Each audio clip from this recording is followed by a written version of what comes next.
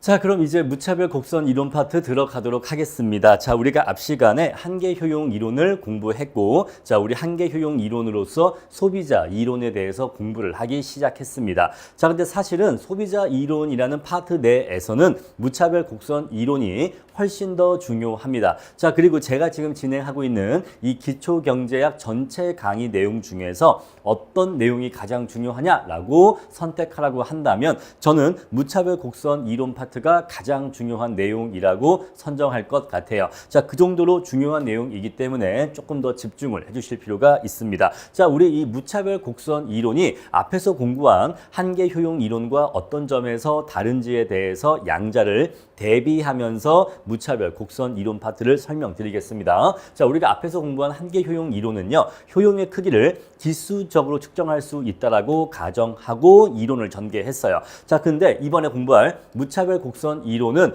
효용의 크기를 서수적으로 측정을 합니다. 자, 따라서 효용의 크기에 있어서 순서만이 의미가 있지 그것의 절대값은 측정하지 않습니다. 아시겠죠? 자, 오로지 순서만이 의미를 갖는다. 자, 그런데 아직은 우리가 서수적 개념이라고 하는 것이 익숙하지가 않기 때문에 자, 이것이 어떠한 내용인지 이하 내용 설명하면서 조금 더 자세히 말씀드릴 거예요. 자, 우리 그리고요, 앞에서 공부한 한계 효용 이론은요, 자, X제라는 재화가 있고 Y제라는 재화가 있었을 때, 자, 소비자가 자신의 소득 1원이 있었을 때 이 1원으로서 X제를 소비할 때와 Y제를 소비할 때 언제 더 큰 효용을 얻느냐. 그래서 이 1원을 어느 재화를 소비하는 데 쓰는 것이 더 효율적이냐, 더 합리적인 소비이냐라고 하는 양자택일의 관점에서 소비자 이론을 전개했습니다. 그렇죠? 자, 우리 돈 1원이 있었을 때 여러분, 우리 이 돈 1원을 어디에 쓰는 게 더 합리적인 소비였죠? 바로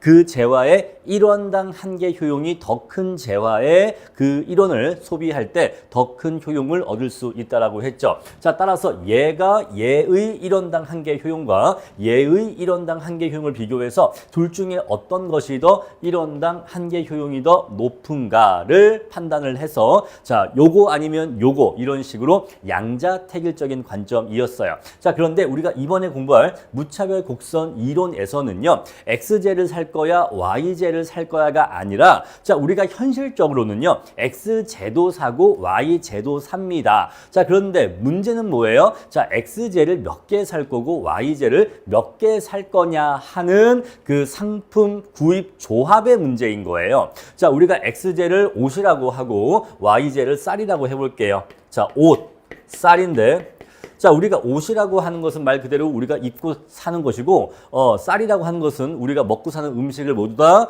총괄한다라고 한번 말씀드려 볼게요. 자, 근데 어떤 사람은요, 패션 피플이에요. 자, 이 사람은 먹는 거는 뭐 편의점 삼각김밥, 컵라면 이런 거 먹어가면서도 돈을 모아서 예쁜 옷을 사는 데는 아낌없이 쓰는 사람입니다. 자, 그런 사람들은요, Y제는 몇 개 사지 않을 건데 대신 X제를 많이 살 거예요. 근데 반대로 어떤 사람들은 패션에는 신경 쓰지 않고 맛있는 음식을 먹는 거를 더 좋아하는 사람이 있어요. 자, 그런 사람은요, X제는 몇 개 사지 않고 동일한 소득으로 오히려 Y제를 더 많이 살 겁니다. 자, 따라서 사람에 따라서 X제와 Y제 둘 중에 어떤 거를 사냐 하는 그러한 관점보다는 자, 누구라도 옷도 사고 누구라도 음식도 삽니다. 자, 그런데 중요한 포인트는요, 그러한 옷과 쌀, 다른 말로 X제와 Y제 간의 소비 조합을 어떻게 할 것이냐의 문제라는 거예요. 이해하시겠죠? 자, 어떤 사람은요, 자, 옷 3단위와 쌀 2단위를 사는 것과 반대로 옷 2단위와 쌀 3단위를 사는 것 중에서 어떤 것을 더 좋아하느냐를 분석하는 것이 오히려 더 현실적인 분석이라는 거죠. 이해하시겠죠? 자, 우리 위에서 한계 효용 이론은 너 지금 이 돈이 있는데 너 이 돈으로 X제를 살 거야, Y제를 살 거야? 보니까 X제의 1원당 한계 효용은 이만큼이고 Y제 1원당 한계 효용은 이만큼이니까 난 이걸로 뭐를 사겠어? 바로 이게 한계 효용 이론이고, 자, 무차별 곡선 이론에서는 상품 묶음 또는 상품 조합 또는 상품 바스켓이라고 하는데, 자, 바스켓은 바구니란 뜻입니다. 자, 우리 이런 식으로 각각의 소비자들은 특정 재화만 소비하는 게 아니라 각각의 상품 조합이 있다는 거죠. 그러한 상품 조합 중에서 너 어떤 상품 상품 조합을 더 좋아해 또는 덜 좋아해의 판단이 더 의미가 있다 이 얘기예요. 아시겠죠? 자, 우리는 그래서 무차별 곡선 이론에서는 X제냐 Y제냐의 관점이 아니라 X제와 Y제로 묶여 있는 상품 조합 간의 선택에 대해서 분석을 한다라는 것입니다. 자, 그런데요. 어떤 사람은 방금 제가 말씀드린 것처럼 어떤 사람은 옷을 더 좋아합니다. 어떤 사람은 음식을 더 좋아합니다. 이런 식으로 사람마다 어떤 것을 더 좋아하고 덜 좋아하는지에 대한 선호가 달라요. 자, 우리 그래서 상품 묶음을 얘를 Q0라고 하는 상품 묶음이라고 하고 얘를 Q1이라고 하는 상품 묶음이라고 할게요. 자, 어떤 사람은요 Q0를 Q1보다 더 좋아한대요. 근데 어떤 사람은요 반대로 Q1을 더 좋아한대요. 자, 이런 식으로 사람마다 취향이라거나 선호라거나 기호라고 하는 것이 다 상이하기 때문에 어떤 사람은 선호가 이래요. 근데 어떤 사람은 선호가 이래요. 자, 제가 지금은 단순하게 상품 묶음이 딱 두 가지만 있는 경우를 예시했지만 사실은 이거 말고도 Q2, Q3, Q4 이런 식으로 굉장히 무수히 많은 상품 조합이 존재할 수가 있어요. 자, 그랬을 때 어떤 사람은 자, 마음속이 이렇대요. 자, 이 사람은 마음속이 이렇대요. 자, 근데 어떤 사람은요 마음속이 이렇대요. 자, 이렇대요. 자, A라는 사람의 마음속은 이렇고요. B라는 사람의 마음속은 이렇대요. 그럴 수 있겠죠. 그죠? A라는 사람은 Q0라는 조합을 제일 좋아하고 Q2라는 조합을 제일 싫어할 수 있어요. 근데 B라는 사람은 Q2를 제일 좋아하고 Q0를 제일 싫어할 수 있어요. 그렇잖아요. 자, 우리 그래서 이렇게 어떤 사람의 마음속에 무엇을 더 좋아하고 무엇을 덜 좋아하는지를 이렇게 순서를 세울 수가 있는데 우리 이것을 선호 체계라고 합니다. 아시겠죠? 자, 이것을 우리가 선호 체계라고 해요. 자, 좋아하고 싫어하는 것들을 이렇게 부등식으로 줄지어 순서대로 세워놓은 것을 선호체계라고 한다. 이렇게 기억하시면 돼요. 자, 그런데 사람마다 이러한 선호체계는 같다, 다르다. 주관적이기 때문에 다르다라는 것이에요. 사람마다 다르다라는 것입니다. 자, 그래서 사람마다 서로 다른 이러한 주관적인 선호 체계를 우리는 어떻게 분석을 한다? 이것을 무차별 곡선이라는 그래프의 모습으로 형상화해서 분석을 할 거다라는 것입니다. 자, 따라서 무차별 곡선이란 사람마다 주관적으로 각기 가지고 있는 선호 체계를 그래프로 나타낸 것을 무차별 곡선이라고 한다. 자, 따라서 사람마다 선호 체계가 다르다라고 했으니까 사람마다 이러한 선호 체계를 그린 무차별 곡선의 모습과 이러한 선호 체계를 그린 무차별 곡선의 모습은 동일할까요? 상이할까요? 상이하겠죠. 자, 마치 여러분 우리가요 엑스레이 사진을 찍으면 사람마다 똑같은 엑스레이를 찍어도 서로 다른 그림이 나오겠죠. 왜? 사람마다 모두 다 몸속이 다르게 생겼으니까. 자, 그런 식으로 생각을 해보세요. 사람마다 선호체계는 다르다. 따라서 어떤 사람의 선호체계를 무차별 곡선이라 하는 그래프로 옮겨서 나타내어서 그릴 수가 있는데 사람마다 선호체계가 상이하니까 사람마다 그려지는 무차별 곡선의 모습도 다르게 그려진다. 이렇게 이해하시면 돼요. 자, 우리 무차별 곡선에 대해서는 조금 더 뒤에 가서 말씀을 드릴 건데 일단 말 나온 김에 한번 예시만 들어볼게요. 자, 어떤 사람의 무차별 곡선은 이러한 모습이에요. 자, A라는 사람의 무차별 곡선은 이러한 모습인데 B라는 사람의 무차별 곡선은 이러한 모습일 수 있어요. 자, 그래서 A의 선호체계를 옮긴 무차별 곡선은 이러한 모습인데 B의 선호체계를 옮긴 무차별 곡선은 이러한 모습일 수 있다. 자, 이처럼 사람마다 각기 주관적으로 서로 다르게 갖고 있는 선호체계를 자, 여기 재화평면에 옮겨 그린 것을 우리는 무차별 곡선이라 한다라는 것입니다. 자, 좀 더 자세한 얘기 이어서 계속 말씀드릴게요. 자, 그럼 이제 우리 교과서 들어갑시다. 자, 한계 효용 이론에서는요, 효용을 기수적으로 측정을 했는데 이것은 비현실적인 가정입니다. 자, 인간의 주관적인 만족감을 절대적인 금액으로 정확하게 측정할 수 있다는 가정은 너무 지나친 가정이에요. 자, 만약에 이것이 현실적이라면 자, 우리가 어떤 A와 B가 서로 이렇게 연인 사이입니다. A와 B가 서로 연인 사이인데 A가 B를 사랑하는 마음을 수치화할 수 있다는 거랑 같은 얘기예요. 나는 너를 751만큼 사랑해. 아, 그래? 나는 너를 498만큼 사랑하는데, 아, 그러면 내가 너보다 약 얼마죠? 500이니까 약 한 250 정도 내가 너를 더 사랑하는구나. 이런 식으로 말할 수가 있어요, 없어요? 없잖아요. 그러니까 이게 비현실적인 이 가정인 거예요. 이해하시겠죠? 자, 2번 볼게요. 자, 우리 그래서 우리가 이것이 어떤 재화가 나에게 주는 효용의 절대적인 크기는 측정할 수 없지만 우리는 대신 이걸 더 좋아하는지 저걸 더 좋아하는지 선택은 할 수 있다. 그 순서는 파악할 수 있다. 그래서 효용을 서수적으로만 측정하는 모형이 고안되었는데 바로 이게 무차별 곡선 이론입니다. 아시겠죠? 자, 우리가 사람이 있어요. 너 A한테 물어봐요. 너 B라는 사람이 있고 C라는 사람이 있는데 너 B를 얼마나 좋아해? C를 얼마나 좋아해? 그랬을 때 나는 B를 257만큼 좋아하고 C는 138만큼 좋아해. 이렇게 해서 너 그러면 B를 더 좋아하는구나. 이렇게 말할 수 있다 없다? 없다 이 얘기예요. 요건 없다. 요건 너무나 말이 안 되는데 그런데 그냥 물어보는 거예요. A한테 너 B하고 C 중에 둘 중에 누굴 더 좋아해? 라고 물어보면 나는 둘 중에는 B를 더 좋아해. 요렇게는 얘기할 수 있다 이 얘기예요. 바로 이게 서수적 효용 체계입니다. 아시겠죠? 우리 그래서 무차별 곡선에서는 서수적인 개념으로서 효용을 측정한다라는 것이에요. 우리 그리고 무차별 곡선 이론에서 소비자 균형을 도출하기 위해서는요. 예산선이라는 것과 무차별 곡선이라는 것을 통해서 소비자 균형 조건을 도출할 것입니다. 근데 우리가 무차별 곡선을 통해서 소비자 균형 조건을 도출할 건데 우리가 지금 분석 대상으로 하는 소비자는 어떠한 소비자이냐면 우리는 합리적인 소비자를 전제로 합니다. 합리적인 소비자란 매우 똑똑하고 이성적인 소비자를 합리적 소비자라고 합니다.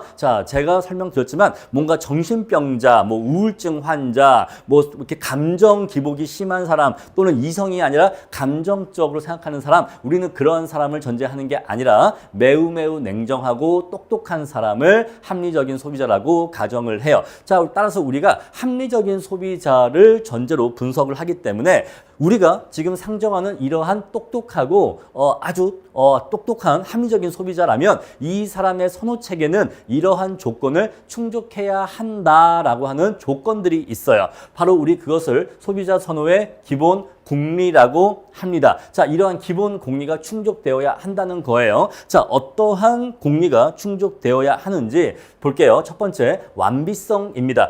똑똑한 소비자라면 Q0라고 하는 상품 묶음이 있고 Q1이라고 하는 상품 묶음이 있었을 때 둘 중에 어떤 걸 더 좋아하는지를 항상 답할 수 있다. 항상 판단할 수 있다라는 가정이에요.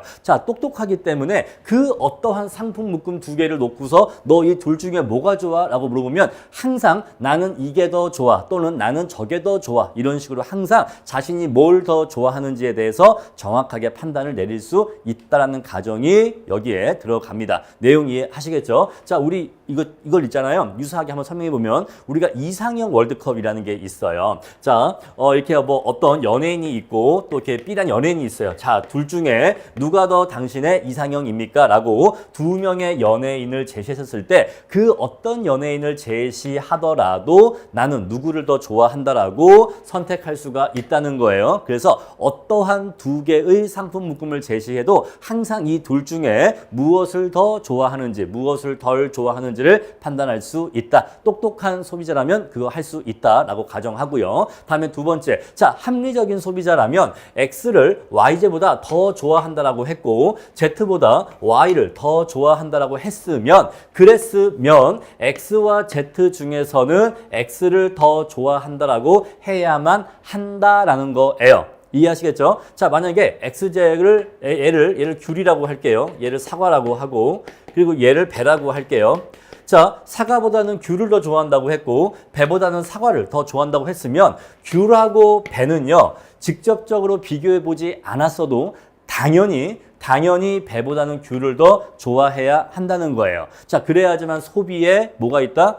일관성이 있다. 논리적 일관성이 있다. 이 얘기입니다. 다음에 세 번째인데, 자, 똑똑한 소비자라면, 자, 우리가 재화의 소비량이 X제 몇 개, Y제 몇 개를 이렇게 소비하고 있는데, 자, X제의 소비량을 무한소만큼 아주 살짝만 증가시켜도 그로 인한 효용의 증가를 측정할 수 있다, 없다? 있다라고 가정을 합니다. 사실 이 연속성이라고 하는 가정은 사실 수학적 그 분석을 위해서 필요한 가정이에요. 자, 연속성 조건이 충족되어야지만 미분을 할 수 있게 되기 때문에 사실 이 조건은 수학적인 분석을 위해서 필요한 조건이다. 자, 우리가 그래프라고 하는 것이 이렇게 매끄럽게 그려져야지만 미분을 할 수가 있잖아요. 만약에 그래프가 이런 식으로 뚝뚝뚝뚝 이렇게 끊어져 있으면 미분을 할 수가 없습니다. 왜? 이러한 곳은 이렇게 뚝뚝뚝뚝 끊어져 있으니까. 그래서 매끄럽게 연결되어 있다라는 가정이라서 그렇게 중요한 조건은 아닙니다. 자, 수험 목적상 연속성은 그렇게 중요하지 않아요. 자, 다음 내용 볼게요. 자, 단조성인데요.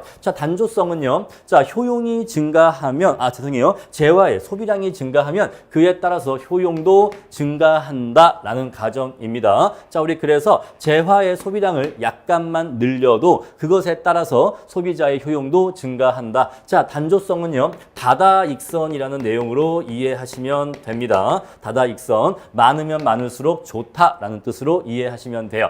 자, 그리고 다음에 볼록성이라는 특성이 있는데, 볼록성은요, 소비자들은 같은 돈으로 소비를 할 때 극단적인 재화 묶음보다는 여러 재화를 골고루 소비할 때 더 큰 효용을 느낀다라는 것이에요. 자, 여기서 숨어있는 중요한 조건은요, 같은 예산을 소비할 때라는 것이죠. 자, 같은 돈을 쓴다면, 자, 우리가 빵과 우유를 사 먹는데 빵만 9개를 사 먹고 우유는 1개만 사 먹을 때 하고, 자, 우유를 9개를 사 먹고 빵을 1개만 사 먹을 때보다는 같은 돈이라면 빵과 우유를 5개 사 먹을 때가 더 큰 만족을 준다는 거예요. 왜? 이때는 우유가 적어서 목이 맥힙니다. 이때는요, 빵이 부족해서 물배차입니다. 그래서 우리가 빵과 우유를 먹을 때는 빵과 우유를 골고루 소비할 때 같은 돈을 쓸 때 더 큰 만족을 느낀다는 거죠. 그래서 소비자들은 극단적인 재화 묶음보다는 중용적인 재화 묶음, X제와 Y제가 적절하게 섞여 있는 그러한 중용적인 재화 묶음을 더 선호한다 이 얘기예요. 자, 우리 이거 한 가지만 더 예시를 추가해 볼까요? 자, 우리가 옷을 사러 갔는데 윗도리가 있고 아랫도리가 있어. 자, 이렇게 윗도리가 있고 아랫도리가 있다. 자, 윗도리만 많이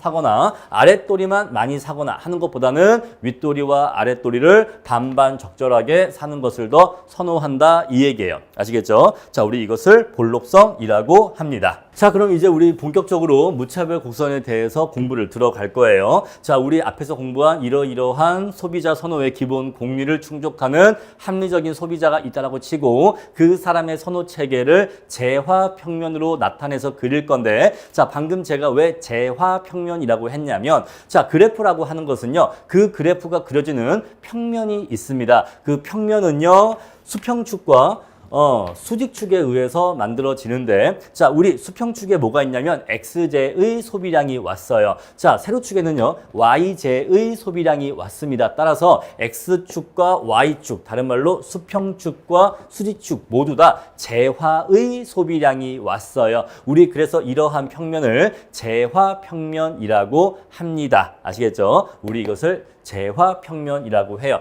자, 한 가지만 또 미리 예시를 들어드릴게요. 자, 우리가 생산 요소 중에는 노동과 자본이라는 것이 있는데, 자, 수평축에 생산 요소인 노동이 왔고 세로축에요, 생산 요소인 자본이 왔죠. 자, 그러면 이러한 좌표 평면은 수평축과 수직축이 모두 생산 요소가 왔기 때문에 우리 이러한 평면은 생산 요소 평면이라고 합니다. 생산 요소와 생산 요소가 만들어낸 평면이라는 거죠. 짧게는 그냥 요소 평면이라고 합니다. 자, 마찬가지로 여기는요, 자, 재화의 소비량과 재화의 소비량 왔기 때문에 그렇게 해서 만들어진 평면이기 때문에 얘는 재화 평면이라고 해요. 아시겠죠? 자, 우리 이럴 수도 있어요. 자, 우리 만약에 이쪽에, 자, 수평 수평축에는 A라는 사람의 효용이 옵니다. 여기 세로축에는 B라고 하는 사람의 효용이 와요. 자, 그러면 여기요. 수평축은 뭐죠? A라는 사람의 효용의 크기. 이건 뭐죠? B라는 사람의 효용의 크기.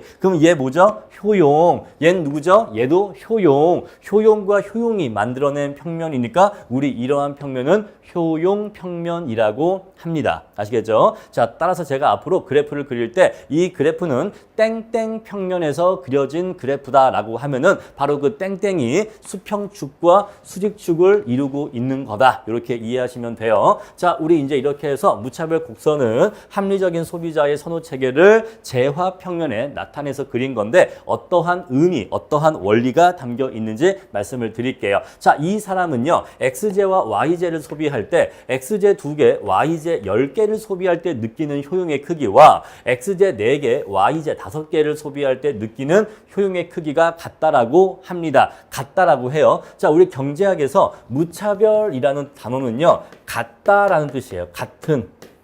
이해하시겠죠? 무차별 이꼬르 같은 이런 뜻입니다. 자, 우리 요점이 A점이고 요점이 B점이에요. 바로 요점이 XJ는 2개, YJ는 10개 소비하는 점이고 여기 B점은 XJ는 4개, YJ는 5개 소비하는 점인 겁니다. 그런데 이 점이 주는 만족의 크기와 효용의 크기와 이 점이 주는 효용의 크기가 똑같대요. 그런데 요 두 점 말고도 더 다양하게 재화의 조합을 바꿀 수가 있는데 자, 이러한 점에서 느끼는 효용도 똑같은 크기라고 합니다. 자, 우리 요 점을 C라고 할게요. 여기 C점은요. A점에 비하면 XJ의 소비량은 약간 늘어났고 YJ의 소비량은 약간 감소한 조합입니다. 이해하시죠? 자, 그런데 요 C의 조합도 A의 조합과 동일한 효용을 준다라고 해요. 자, 이런 식으로 C 말고도 이 점, 이 점, 이 점, 이 점, 이 점, 이 점, 이 점 이런 식으로 무수히 많은 점들이 A점이 주는 효용의 크기와 B점이 주는 효용의 크기와 동일한 효용을 주는 다른 상품 묶음들이에요. 상품 조합들입니다. 자, 우리 이러한 점들을 이렇게 매끄럽게 연결하면은 우하향하는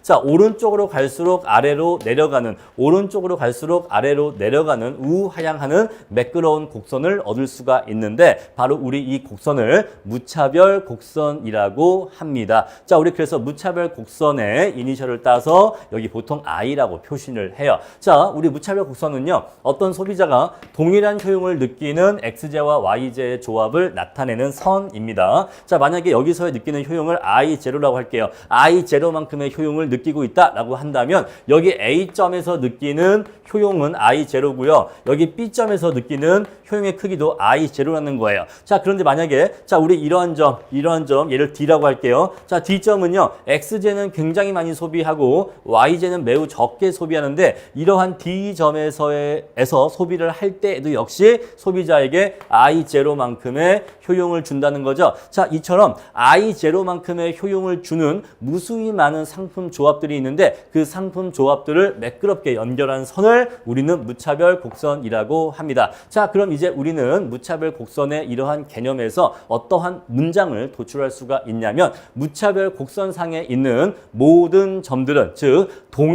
동일한 무차별 곡선상에 있는 모든 점들은 같은 크기의 효용을 나타낸다. 이거 맞는 말이에요. 아시겠죠? 자, 동일한 무차별 곡선상에 있는 무수히 많은 모든 점들은 모두 다 같은 크기의 효용을 소비자에게 나타내는 것을 의미하고 있습니다. 아시겠죠? 자, 그리고 방금 제가 앞에서 말씀드린 것처럼 무차별 곡선이라고 하는 것은 사람마다 주관적으로 갖고 있는 선호 체계를 그래프로 나타내서 그린 것이기 때문에 사람의 선호 체계마다 무차별 곡선의 모습은 달라진다라는 거 앞에서 이미 말씀드린 바가 있어요. 자, 그럼 이제 우리 무차별 곡선의 개념에 대해서 알았으니까 무차별 곡선의 성질에 대해서 한번 알아봅시다. 자, 첫 번째 우하향하는 기울기를 갖게 됩니다. 자, 아까 말씀드린 것처럼 오른쪽으로 갈수록 아래로 내려오는 기울기를 갖게 돼요. 자, 왜 그러냐 하면은 여기 A점에서 B점으로 이렇게 내려왔 왔다라고 해볼게요. 여러분 보세요. A점에서 B점으로의 이동은 무엇을 의미하냐면 X제 소비량은 증가하는 것을 의미하고요. Y제의 소비량은 감소하는 것을 의미합니다. 자, 그런데 X제의 소비량이 증가해버리면 A점에서 B점으로 이렇게 이동할 때 X제의 소비량이 증가해버리면 우리가 단조성의 원리에 의해서 재화의 소비량이 더 증가하면 소비자는 더 큰 효용을 느끼게 돼버려요. 자, 그래버리면 A점에서 B점으로 올 때 Y제의 소비량이 불변인 상태에서 X제의 소비량만 증가해버리면 자, 이래버리면 느껴지는 효용이 더 커져버립니다. 그래서 더 이상 A점에서의 효용과 B점에서의 효용을 같은 크기의 효용이라고 말할 수가 없는 거예요. 무슨 말씀인지 이해하시겠죠? 자, 다시 한번 이렇게 말씀드려 볼게요. 자, 처음이니까 조금 자세히 말씀드립니다. 자, 요 점에서 X, 두 개, 오케이. 자, 그냥 숫자 쓸게요. 2개, 10개예요. 여기는요, 4개, 5개죠. 자, 그래서 A점에서 B로 간다라고 하는 것은 X제를 2개에서 4개로 X제를 2개를 더 소비하는 것을 의미한다 이 얘기예요. 근데 이래버리면 이때와 비교해서 X제의 소비량이 2개가 더 많기 때문에 여기에서의 효용은 A 때보다 더 높을 수밖에 없어요. 자, 같은 효용 아니면 같은 무차별 곡선이 있을 수가 없습니다. 그런데도 불구하고 같은 무차별 곡선상에 있죠. 그 말은 대신 Y제의 소비량이 5개 감소했기 때문에 자, 이것으로 인해서 증가한 효용 증가분과 이것으로 인해서 감소한 효용 감소분의 크기가 같기 때문에 결국에는 같은 크기의 효용을 유지하고 있다는 걸 의미하는 거예요.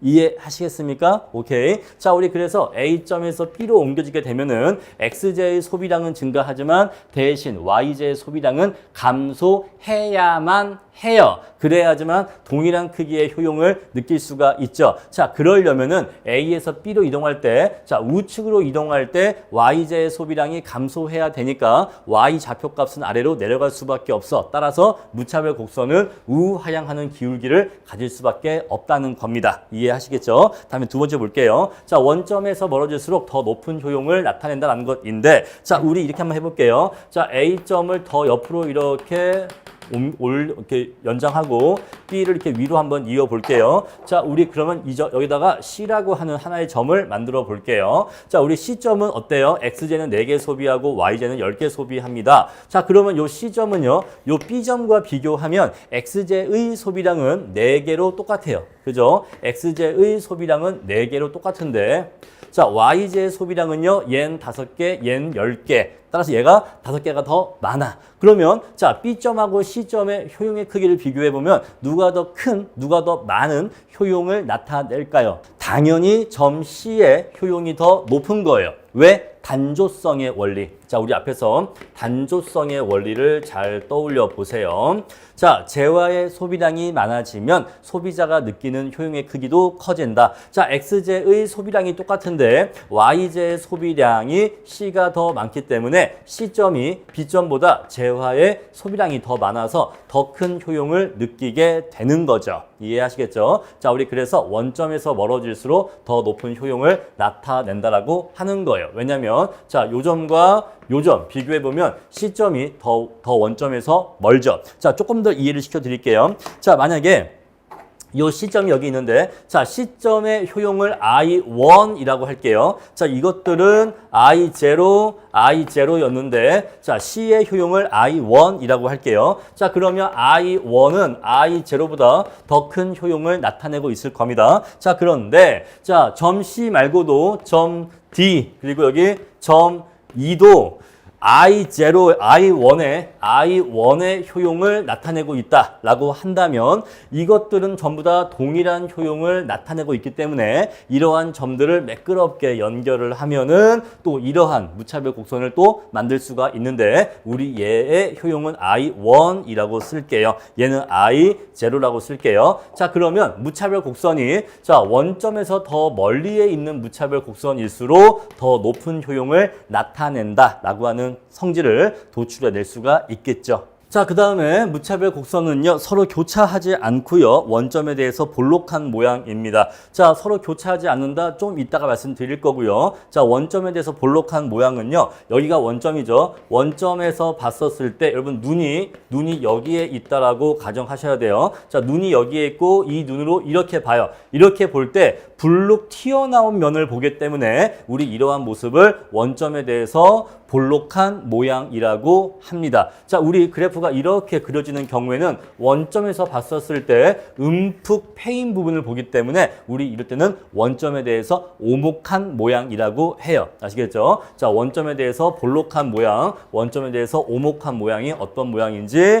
한 번 더 확인을 하시고요. 자, 하나씩 조금 더 세분화해서 말씀을 드릴게요. 자, 이행성 아까 우리 공부했습니다. 자, XY, YZ, XZ 요거 기억하시죠? 자, 따라서 이행성을 충족하려면 무차별 곡선은 서로 교차할 수 없습니다. 왜 교차할 수 없냐면 이걸 보시면요. 자, 우리 요 무차별 곡선상에 A점과 B점이 같이 있죠. 자, 같은 무차별 곡선상에 있기 때문에 우리 이 경우에는 A랑 B가 같다라고 얘기할 수가 있어요. A의 효용과 B의 효용은 같다. 그리고 여기 이 하얀색 무차별 곡선에도 B와 C가 있기 때문에 역시 B의 효용과 C의 효용 역시 같다라고 말할 수가 있습니다. 자, A, B 같고 B, C 같으니까 A하고 C도 같아야 하는 거예요. 이행성에 의하면. 그런데 A하고 C를 비교해 보니까 C는 A점에 비해서 X제의 소비량도 더 많고 Y제의 소비량도 더 많은 점이에요. 따라서 단조성에 의해서 C가 A보다 더 큰 효용을 나타내거든요. 그런데 이것에 의하면 양자는 같아야 돼. 서로 말이 안 되죠. 모순이 발생해 버립니다. 자, 우리 그래서 무차별 곡선이 이렇게 교차해 버리면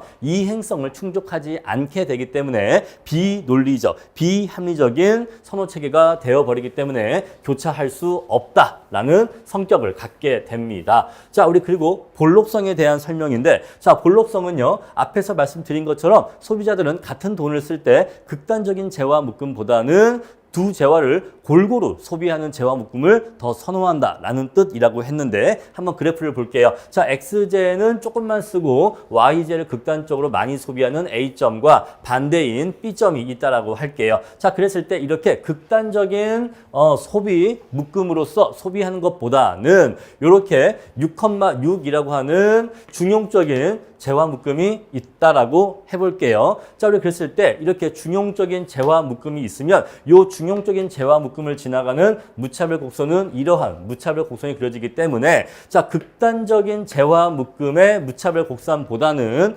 중용적인 재화 묶음의 무차별 곡선이 더 원점에서 멀죠. 따라서 I0, I1의 효용이 I0보다 더 큰 효용인 걸 알 수가 있어요. 따라서 극단적인 재화 묶음보다는 중용적인 재화 묶음이 더 큰 효용을 나타낸다라고 하는 것을 알 수가 있습니다. 자, 그럼 이제 무차별 곡선의 기본적인 내용은 다 공부를 했고 우리가 무차별 곡선에서 가장 중요하게 반드시 알아야 할 한계 대체율, 다른 말로 MRS에 대해서 이제 들어가도록 하겠습니다. 자, 한계 대체율은요, 동일한 효용 수준을 유지하면서 X제 소비량을 한 단위 증가시키기 위해서 감소시켜야 하는 Y제 수량을 의미한다라고 개념이 정의됩니다. 자, 이게 어떠한 의미인지 설명을 드릴게요. 자, 제가 앞서서 무차별 곡선의 형태는 이렇게 우하향하는 모습으로 나타나게 된다라고 말씀을 드렸어요. 그렇죠? 자, 우리 요 점을 A점이라고 하고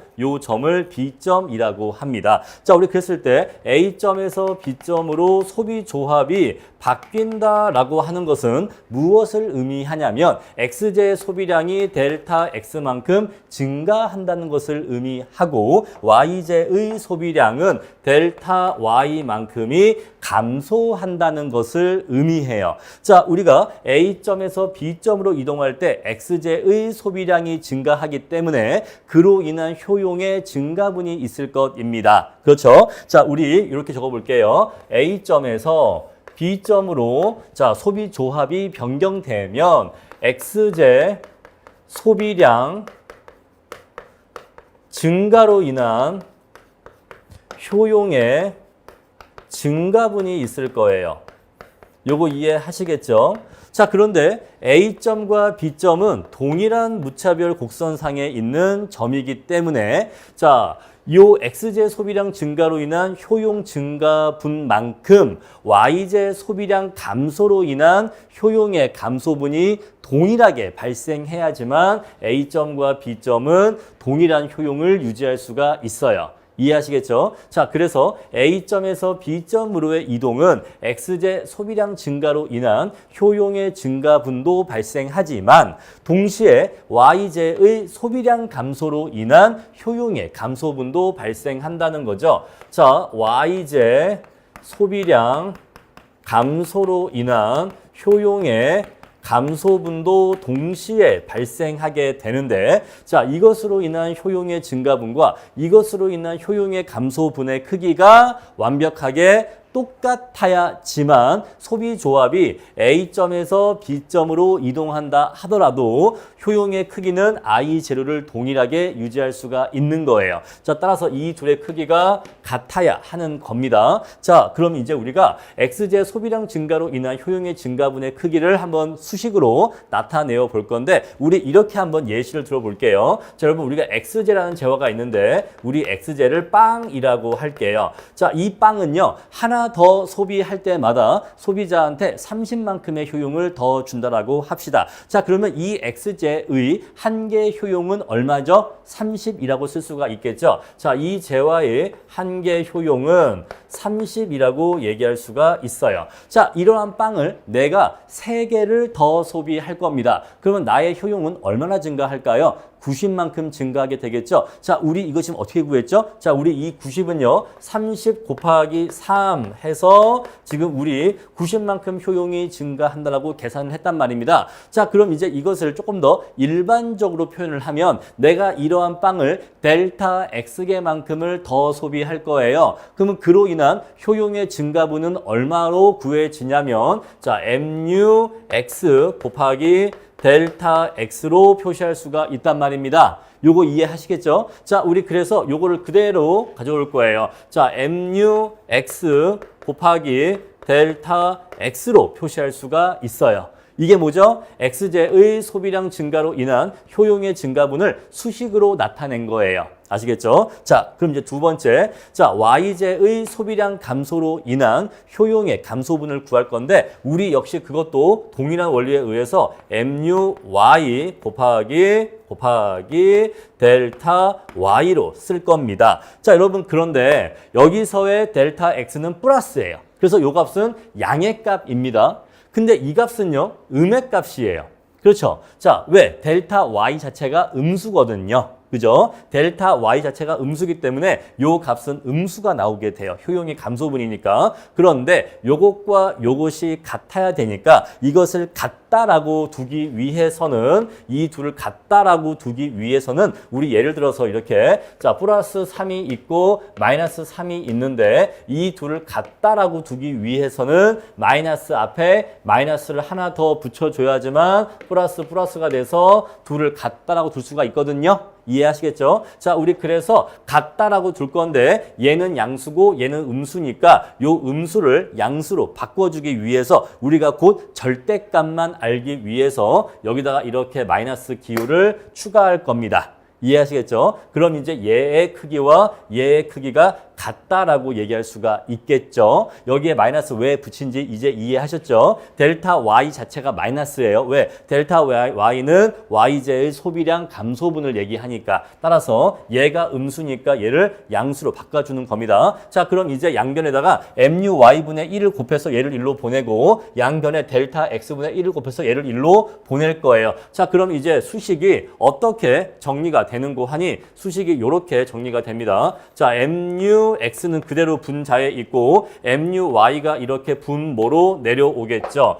자, 그리고 등호이고요. 자, 델타 X가 조금만 뒤에 쓸게요. 자, 델타 X가 분모에 오게 되고 그 다음에 델타 Y는 그대로 분자에 있는데 요거 앞에는 마이너스가 있으니까 여기다 이렇게 마이너스 기호를 붙여줄 거예요. 자, 우리 요 식이 나오게 되는데 요 식이 바로 저기에 나와 있는 MRS가 됩니다. 자, 바로 이게 MRS예요. X, Y 하첨자를 쓰기도 하고 안 쓰기도 합니다. 자, 우리 그래서 MRS를 한계 대체율이라고 해요. 자, 그럼 이제 한번 의미를 볼게요. 자, 우리 만약에 델타 X에다가 1이라는 숫자를 집어넣고 델타 Y에다가 3이라는 숫자를 집어넣을게요. 자, 델타 Y에다가 3개만큼 감소한다라는 의미에서 마이너스 3을 집어넣을게요. 자, 그럼 이제 우리가 MRS가 3이라는 숫자가 나오게 되는데, 자, 이 3이라는 숫자는요, XJ의 소비량을 한 개 더 증가시킬 때, 그때 동일한 효용을 유지하기 위해서 YJ의 소비량은 3개를 감소시켜야 한다라는 걸 의미하는 거예요. 이해하시겠습니까? 자, 우리 그래서 MRS는 XJ의 소비량을 델타 X개만큼 늘릴 때 동일한 효용을 유지하기 위해서는 YJ의 소비량을 델타 Y만큼 감소시켜야 한다라는 의미로서 해석을 하시면 돼요. 자, 그런데 이렇게 XJ와 YJ의 수량으로 나타낸 산식과 요 한계 효용으로 나타낸 산식은 결국 같은 산식이기 때문에 MRS는 이렇게 정의할 수도 있지만 동시에 이렇게 정의할 수도 있습니다. 자, 우리 그래서 MRS는 MUY분의 MUX라고도 정의할 수가 있어요. 자, 아직은 우리가 지금 MRS의 개념을 처음 봤기 때문에 아직은 잘 이해가 안 가실 건데, 일단은 MRS가 무엇이고 MRS가 이러한 원리에 의해서 이러한 산식이 도출된다라는 것까지만 일단은 기억을 해주세요. 자, 제가 조금 더 설명을 드리고 이해를 시켜드리겠습니다. 자, 우리 이러한 경우를 볼게요. 자, 우리 파란색 무차별 곡선이 있고 저기 하얀색 무차별 곡선이 있는데 선생님 그런데 요거 그림이 이상합니다. 뭐가 이상하죠?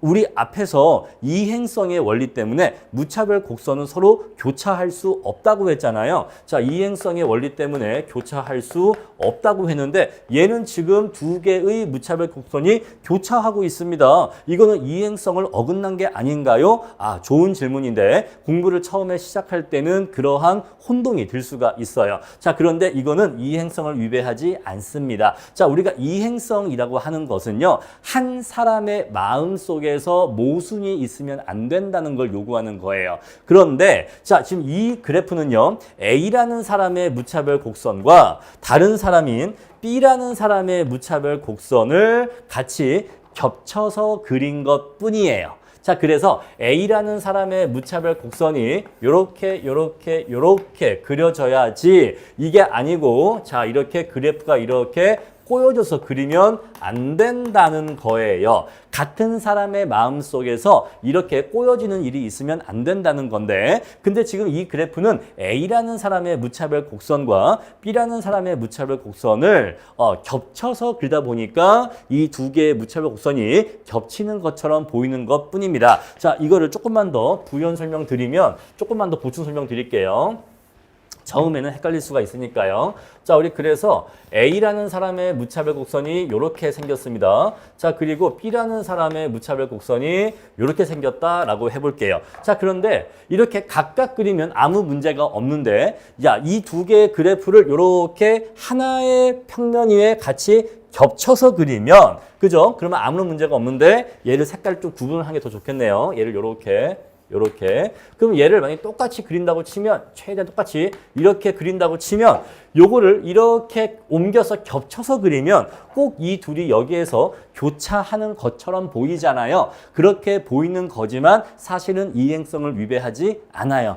무슨 말인지 아시겠죠? 오케이. 자, 우리 그래서 두 개의 무차별 곡선이 있는데, 자, 우리 요 점과 요 점, 그리고 요 점과 요 점 볼게요. 먼저 파란색 무차별 곡선 보겠습니다. 자, 이 점에서 이 점으로 이렇게 무차별 곡선상에 점의 이동 발생하려면요, XJ의 소비량은 델타 X만큼 증가할 것이고, 동일한 효용 유지하기 위해서 그때 YJ는 델타 Y만큼 감소해야 될 것입니다. 자, 만약에 XJ의 수량을 1이라고 하고 YJ의 수량을 5개라고 한다면, 자, 우리 요 파란색 A라는 사람의 무차별 곡선에서는요, XJ의 소비량을 하나 더 늘리기 위해서 YJ의 소비량을 5개나 감소시켜야 돼요. 자, 그런데 B라는 사람의 무차별 곡선에서는요, 동일하게 XJ의 소비량을 1개 더 증가시킬 때, 자, YJ의 소비량을 2개라고 할게요. 자, 2개만 감소시키면 됩니다. 자, 그러면 이제 우리가 뭘 알 수가 있냐면, 자, A라는 사람의 MRS는요,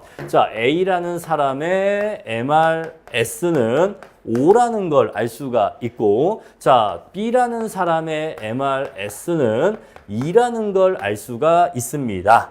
자, 이것이 무엇을 의미하는지를 아셔야 되는데, 자, MRS의 크기는요, 어떤 소비자가 XJ를 얼마나 더 좋아하는지를 나타내는 지표입니다. 자, 그래서 MRS가 크면 클수록 그 소비자가 다른 소비자에 비해서 XJ를 더 강렬하게 좋아한다는 것을 의미해요. 자, 왜냐하면요, A라는 사람은요, XJ 1개와 YJ 5개, 다시 XJ 1개와 YJ 5개를 동일하게 여깁니다. 그런데 B라는 사람은요, XJ 1개와 YJ 2개를 동일하게 여기거든요.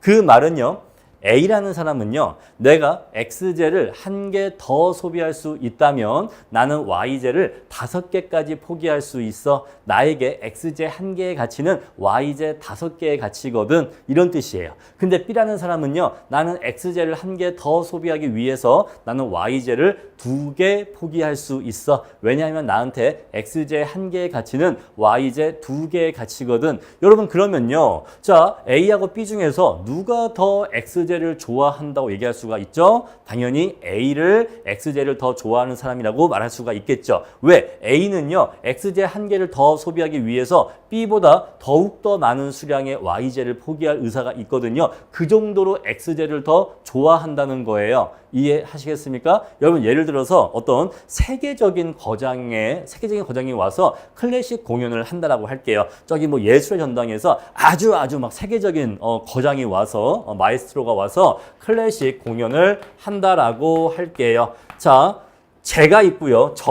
저가 있고 음악 전공자가 있다고 할게요. 음악 전공자. 자, 저는요, 이런 세계적인 거장의 클래식 공연에 대해서 사실상 돈을 거의 쓸 의사가 없는데 굳이 저한테 뭐 갈래라고 하면 한 10,000원 정도 쓸까? 이렇게 생각할 수 있겠죠. 근데 음악 전공자들은 자기 평생에 이런 공연을 한번 보는 게 막 소원이다 라고 한다면 아마 이 사람들은 100만 원도 더 쓸 겁니다.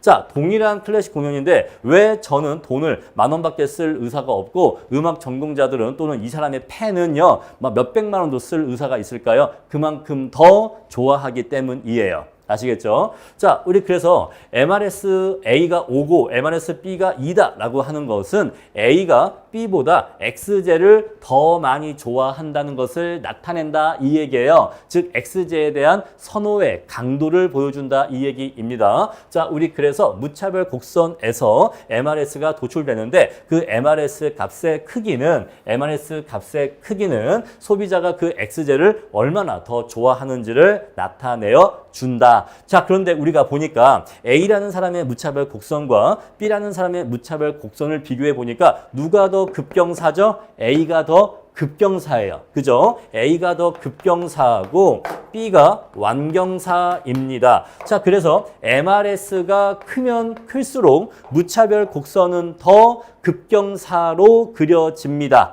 MRS가 크면 클수록 무차별 곡선이 더 급경사가 된다라고 하는 것은 아까 우리 앞에 슬라이드에서 한계 대체율 MRS는 곧 무엇을 의미한다? 무차별 곡선의 접선의 기울기를 의미한다라는 것이에요. 자, 왜 한계 대체율이 왜 무차별 곡선의 접선의 기울기를 의미하는지 말씀을 드릴게요. 자, 제가 지금은 XJ 1개를 더 소비하기 위해서 YJ를 몇 개까지 포기할 의사가 있느냐, 이렇게 XJ 1개를 전제로 했는데, 자, 우리가 공부한 무한소의 개념을 이용해서 자, XJ의 소비량을 아주 미세하게 늘린다라고 하면요, 자, 이렇게 동떨어져 있던 두 개의 점이 점차 가까워지게 됩니다. 그렇겠죠? 자, 그래서 델타 X가 이만큼이 아니라 요만큼 점점 작아지다가 무한소만큼 얘가 이렇게 작아지게 되면은 이렇게 동떨어져 있던 두 점이 사실상 이렇게 다가와서 사실상 하나의 점이 되겠죠? 자, 그러면 동떨어져 있던 두 개의 점을 연결한 직선의 기울기가 점차 이 두 점이 가까워지게 되면 사실상 이 점을 스쳐 지나가는 접선의 기울기가 돼요. 자, 우리 그래서 여기 MRS를 이렇게 표시할 수가 있는데 얘를 요 델타를 D로 무한소의 D로 바꾸어 주면요. 얘를 빼기 델타 x에 dx에 그다음에 이게 dy가 되겠죠. 자, 얘를 이렇게 바꿔주게 되면은 바로 얘가 접선의 기울기의 의미를 갖게 되기 때문입니다. 자, 우리 그래서 결국에는 MRS라고 하는 것은 결국 무차별 곡선의 기울기인데 더 정확하게는 접선의 기울기를 의미한다라고 얘기할 수가 있어요. 자, 우리 그래서 접선의 기울기가 급하면 급할수록 접선의 기울기가 급하면 급할수록 MRS가 더 큰 값을 갖게 되고 MRS가 큰 값을 가질수록 그 소비자가 XJ를 더 좋아한다라고 하는 것을 우리가 알 수가 있다라는 거예요. 아시겠죠? 자, 우리 그래서 MRS라고 하는 것이 두 사람의 MRS가 있는데 MRS A가 MRS B보다 더 큰 경우에는 A가 B보다 XJ를 상대적으로 더 좋아한다는 것을 의미하게 됩니다. 여기까지 이해하셨죠? 자, 그럼 이제 우리가 한계 대체율 MRS가 어떠한 개념인지 말씀을 드렸고 그럼 이제 한계 대체율 체감의 법칙으로 넘어가도록 하겠습니다. 자, 한계 대체율 체감의 법칙을 설명드릴게요. 자, 우리가 무차별 곡선이 이렇게 주어져 있었을 때 한계 대체율, 즉 MRS라고 하는 것은 무차별 곡선의 접선의 기울기라고 말씀을 드렸습니다. 자, 우리 그래서 요점에서부터 접선의 기울기를 그려 나가다 보면은 처음에는 급경사로 시작을 하는데 이렇게 진행을 하다 보면 점차 완경사가 되어 간다는 것을 알 수가 있어요. 자, 우리 그래서 한계 대체율 체감의 법칙이라고 하는 것은 한계 대체율은 MRS를 의미하고 자, 무차별 곡선의 접선의 기울기를 의미하는데 이러한 무차별 곡선의 접선의 기울기가 체감, 점차 작아지는 법칙이라고 해석할 수가 있습니다. 자, 만약에 예를 들어서 자, 이때 MRS가 5였어요.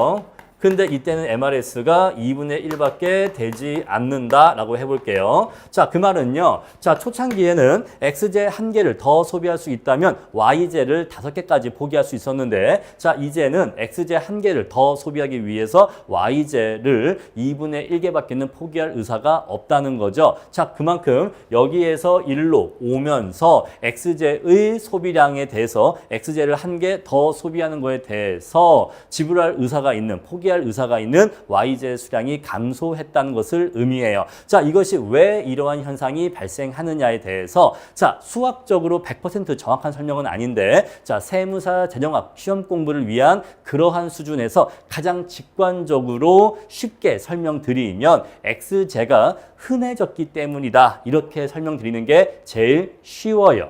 아시겠죠? XJ의 소비량이 증가함에 따라 XJ가 흔해지니까 XJ에 대한 소중한 마음이 처음보다는 감소했다. 이렇게 설명드리는 게 수학적으로 정확한 설명은 아니지만 여러분들이 가장 쉽게 이해하실 수 있는 설명입니다. 자, 우리 그래서 한계 대체율 체감의 법칙은 일반적으로 성립하는 것으로 알려져 있어요. 자, 왜냐하면 무차별 곡선의 모습이 일반적으로 이렇게 원점에서 볼록한 형태이기 때문에 이러한 형태의 무차별 곡선의 접선의 기울기를 구해 보면은 반드시 이렇게 점차 완만해진다는 것을 발견하실 수가 있습니다. 자, 우리 그래서 한계 대체율 체감의 법칙이라고 얘기를 하는 거예요. 자, 우리 그래서 MRS는 점차 작아지는 현상을 보인다. 자, 이것을 가장 쉽게 얘기하면 XJ의 소비량이 많아짐에 따라 XJ가 흔해져서 XJ의 가치가 떨어지기 때문이다. XJ의 한계 효용이 감소하기 때문이다. 이렇게 정리하는 게 수업 목적상 가장 쉽게 정리하는 것입니다.